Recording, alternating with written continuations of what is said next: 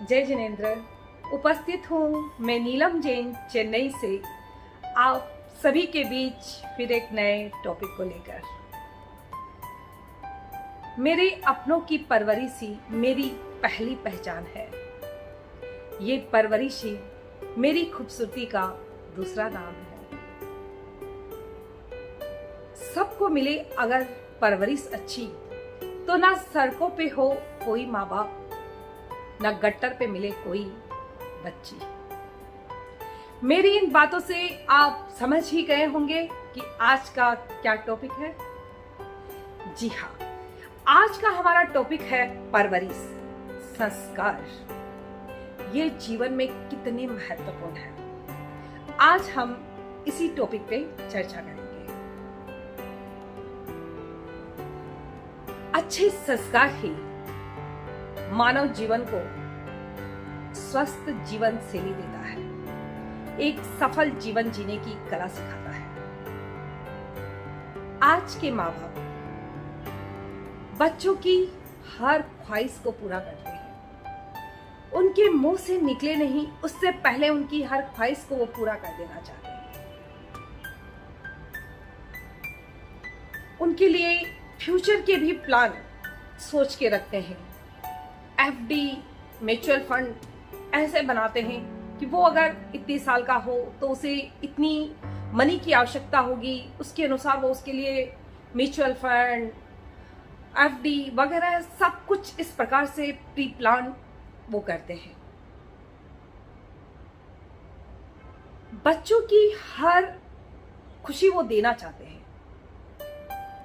पर सब कुछ इतनी आसानी से बच्चों को दे देने से क्या बच्चे जीवन में संघर्ष कर पाएंगे? क्योंकि जीवन उतार चढ़ाव का नाम ही है जीवन। जब वो घर से बाहर निकलेंगे तो बहुत सी ऐसी परिस्थितियां होगी जहां माँ बाप उनके साथ खड़े नहीं होंगे। उन्हें खुद हर परिस्थिति का सामना करना पड़ेगा। जब बच्चों को हर चीज इतनी आसानी से अगर माँ बाप दे देंगे तो क्या वो जीवन में आने वाली परिस्थितियों का सामना आसानी से कर पाएंगे? इसीलिए आज के बच्चे छोटी सी परेशानी आने पर ही डिप्रेशन, तनाव में आ जाते हैं, डिप्रेशन में आ जाते हैं, सुसाइड करने की सोचते हैं। जीवन में थोड़ी सी परेशानी आने पर हताश हो जाते हैं। स्कूल में एग्जाम में कम मार्क्स आने पर वो बर्दाश्त नहीं कर पाते हैं। तो बच्चों को किस तरह से ट्रेन किया जाए, क्योंकि घर ही बच्चों की पहली पाठशाला होती है और माँ बाप ही उनके गुरु। तो बच्चों को किस प्रकार से ट्रेन किया जाए कि वो हर परिस्थिति से लड़कर उससे ऊपर उठकर अच्छी तरह से अपने जीवन को जी सके, हताश और परेशान ना हो कोई परिस्थिति आए तो। इसके लिए उन्हें घर पे ही तैयार करना होगा। जैसा कि आप सभी जानते हैं, मैं अपनी बात को किसी उदाहरण या कहानी के माध्यम से कहने का प्रयास करती हूँ ताकि बात बहुत ही अच्छे से समझ में आ जाए। तो चलिए इसे भी एक कहानी के माध्यम से हम समझते हैं। तो कहानी कुछ इस प्रकार है। आज हम मनुष्य को शिक्षा लेने की जरूरत है जानवरों से, एक पक्षी से। जी हाँ, आज की कहानी एक पक्षी पर है जो हमें सिखाएगी कि हमें अपने बच्चों को किस प्रकार से भविष्य के लिए तैयार करना चाहिए। आप सबने बाज पक्षी के बारे में तो सुना ही होगा कि सबसे शक्तिशाली बाज पक्षी होता है। तो आइए उसी कहानी कि वो अपने बच्चे को किस प्रकार से ट्रेन करती है कि वो लोग इतने स्ट्रांग होते हैं। बाज पंछी होता है ना, वो जब अपने बच्चे को जन्म देते हैं तो वो भी अपने माँ बाप के कर्तव्य निभाते हैं, उनके लिए खाना लाते हैं वगैरह सब। पर वो बाज पंछी जब अपना उनके बच्चा पैदा होता है तो वो खाना लेने जाती है पर खाना लाके वो बच्चों के मुंह में नहीं देते। वो क्या करते हैं, बाज पंछी जब खाना लेके आता है अपने बच्चों के लिए, तो अपने घोंसले से कुछ दूरी पर उस खाने को रख देता और वहीं वो खुद बैठ जाता है। बच्चों को जब भूख लगती है तो वो तड़पते हैं और घोंसले से बाहर मुंह निकाल के देखते हैं, और दूर जब अपनी माँ को बैठा देखते हैं, माँ खाना देखते हैं, तो वो तड़पते हैं और फिर उस खाने की तरफ बढ़ने की कोशिश करते हैं।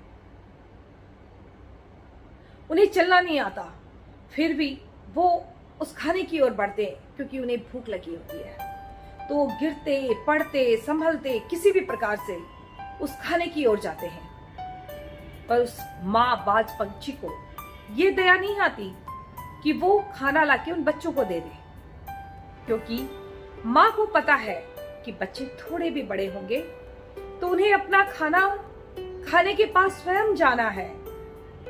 तो ये उनकी पहली ट्रेनिंग होती है कि किस प्रकार से वो खाने के पास आए, अपने खाने को ले। तो वो इस प्रकार से अपने बच्चे को पहली शिक्षा देती है चलने की, अपने खाने के पास आने की। फिर थोड़ी सी और बड़े होते हैं तो बाज पंछी अब देता है उन्हें दूसरी शिक्षा। वो अपने पंजे में अपने बच्चे को लेकर दूर आकाश में उड़ जाती है, हजारों फीट ऊपर। बाज पंछी सबसे ऊंचा उड़ता है और सबसे शक्तिशाली होता है। वो अपने पंजे में अपने बच्चे को लेकर बहुत ऊपर ऊंचाइयों में उड़ जाती है और वहां जाकर फिर वो अपने बच्चे को नीचे छोड़ देती है।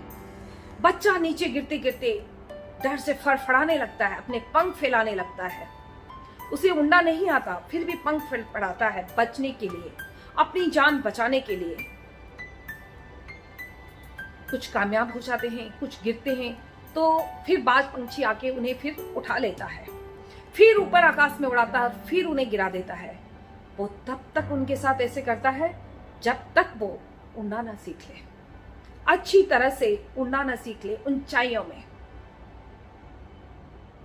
बाज पंछी अपने पंजे में अब एकदम भारी अपने शिकार को उठाकर दूर आकाश में उड़ सकता है, भारी से भारी शिकार को उठाकर, क्योंकि बचपन से ही ऐसी ट्रेनिंग उनकी माँ उन्हें देती है।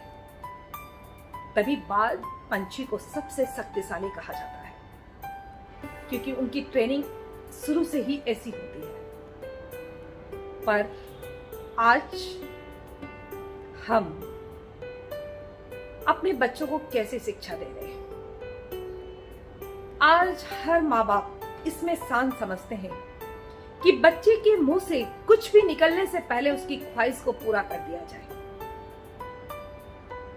उन्हें तो संघर्ष करने की, मानो माँ बाप प्राउड फील करते हैं कि मेरे बच्चों को किसी प्रकार का संघर्ष न करना पड़े, उन्हें वो सारी चीजें मिल जाए जो वो चाहते हैं। क्या उससे वो अपने भविष्य का निर्माण करेंगे या बर्बाद? अगर उनके पास अच्छी शिक्षा होगी, संस्कार होंगे, उन्हें जीवन जीने की कला सिखाई जाएगी कि संघर्ष में भी किस प्रकार से जिया जाए, तो क्या वो अपने भविष्य का बेहतर निर्माण नहीं कर सकते? अवश्य ही कर सकते हैं। सारी सुविधाएं देने पर बच्चे कमजोर हो रहे हैं। थोड़ी सी भी उन्हें परेशानी होती है तो वो हताश हो जाते हैं, परेशान हो जाते हैं। आज के बच्चे सुसाइड करने की सोच लेते हैं, डिप्रेशन में आ जाते हैं।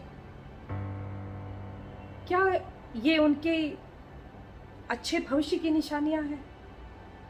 बिल्कुल नहीं। माँ बाप को सिखाना चाहिए। आज माँ बाप को जरूरत है कि बच्चों को सिखाए कि चीजों की कद्र क्या होती है। आगे से आगे उन्हें चीजें दे देने से आप उनका लाड प्यार नहीं बल्कि अपने बच्चे का भविष्य बिगाड़ रहे हैं। उन्हें किसी चीज की कद्र ही नहीं होगी। आज जरूरत है बच्चों को ये सिखाने की कि जीवन में अप डाउन्स आते रहते हैं। तो जीवन को इस अप डाउन में अपना बैलेंस बना के किस प्रकार से जीना है। डाउन भी आए तो भी किस प्रकार से संघर्ष करके हमें आगे बढ़ना है, न कि हताश और परेशान होना है, डिप्रेशन में जाना है, न कि सुसाइड की सोचना है। बच्चों की पहली पाठशाला उनका घर होता है। पहले गुरु उसके माँ बाप होते हैं। अगर अच्छे संस्कार होंगे तो एक अच्छा परिवार होगा। अच्छा परिवार होगा तो वो घर के बाहर जो कदम रखेंगे तो अच्छा समाज बनेगा। अच्छा समाज होगा तो अच्छा देश बनेगा। अच्छा देश होगा तो अच्छा राष्ट्र की निर्माण होगा। तो आज संस्कारों की बहुत जरूरत है। उम्मीद करती हूँ कि आप सबको मेरी ये छोटी छोटी कहानियां अवश्य ही अच्छी लगती होगी। अगर पसंद आ रही हो तो मेरे वीडियो को सब्सक्राइब और लाइक करना बिल्कुल मत भूलिएगा। धन्यवाद।